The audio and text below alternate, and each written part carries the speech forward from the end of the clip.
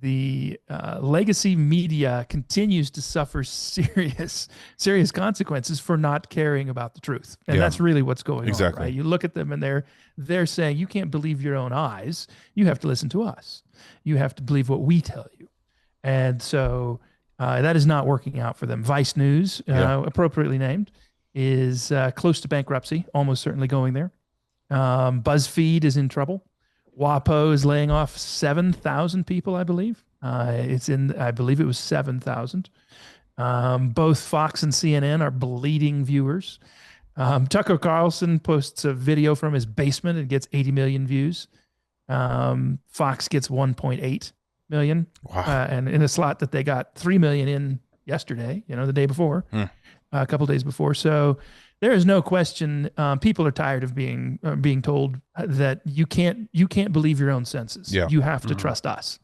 It doesn't matter whether or not you can observe a mask working. It doesn't matter whether or not you believe that the world is going to end in 12 years because of global warming. Have you noticed it's always 12 years? It was 12 years ago, and now it's still 12 years. It's kind of like the pagans' second return. 89 reasons why it'll be 89. It's Harold Camping all over again. Yeah. But I think the news thing is such a crazy thing, because I was a Fox News, follower all the time. Oh, sure. Especially, Trump versus Hillary, this last election. That's all we had to listen to. And now, like you've kind of saw after the 2020 election, they really went one way. And I was starting to think, well, that doesn't seem honest. And then you go to COVID and all of these things that if you believe that a mask didn't work, or if you thought that the vaccine wasn't a good thing, you were a conspiracy theorist, all this stuff, it was a man-made out of a lab virus. But if you thought that, you were crazy. And here we are 3 years later where they're starting to say, oh yeah, you know what? That was right. And then nothing happens to them. Right. They put this hysteria out there into the world. Everyone's crazy. No one will even go near anyone. And there's no repercussions for them. They can say what they want, do what they want, even if they're 5% accurate. Yeah. And that's it. Yeah. No accountability. What kind of news is that? Yeah. Yeah, very boldly, almost like there's this assurance that they don't remember. Yeah.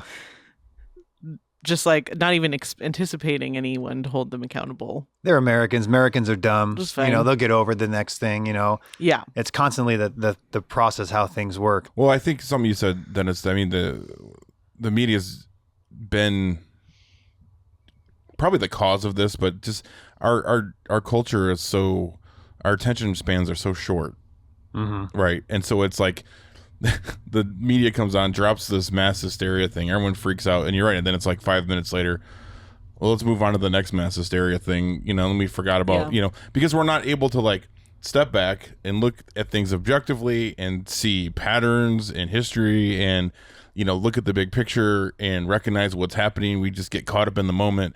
And so that's why they've been able to prey on people for so long. But I think you're right. I think people have just had enough. I think this last 3 years has shown that, and the election messes and going back to all these media places folding, like Zach was saying, my thoughts on that is because I didn't wear the shirt, but woke is broke, right? People have had enough, I think, of the woke stuff, and it's not selling. Mm-hmm. And people, these big massive companies that have been just going full in on the woke stuff, they're bleeding. It's not just the media, it's like Disney, other places like that. They're losing money left and right, and it's not selling, and they're realizing that. And it's okay, that was fun for 3 years while it lasted. But it's like Vice, for example. I used to really like some of Vice's stuff. They had some really, really good stuff. Obviously they had some really awful stuff too, but they had some really great stuff. We used to always do BuzzFeed every episode.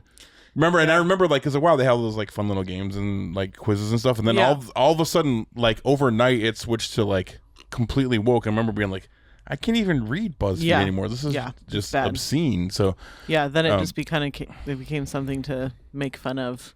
Yeah, but I think people just there's a lot of information to know out there, and so people want to have a resource that they trust. Yep. And I think more people are.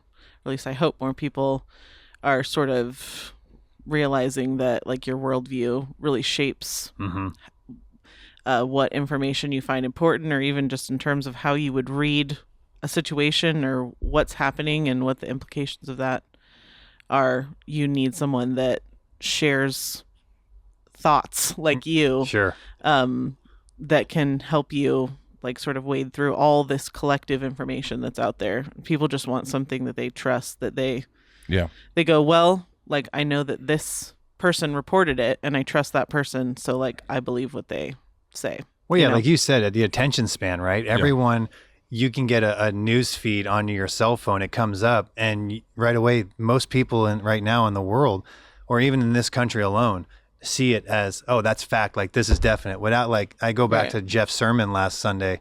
It's like, where's your evidence? Like, let's break down the truth before you start jumping onto this and attacking the one side. Let's lay out the evidence and let's see, like, equal weights and measures. Let's measure this out to make sure that this is honest reporting. And I think you'll go back the last 3 years, there's been a lot of dishonesty within the media. Yeah.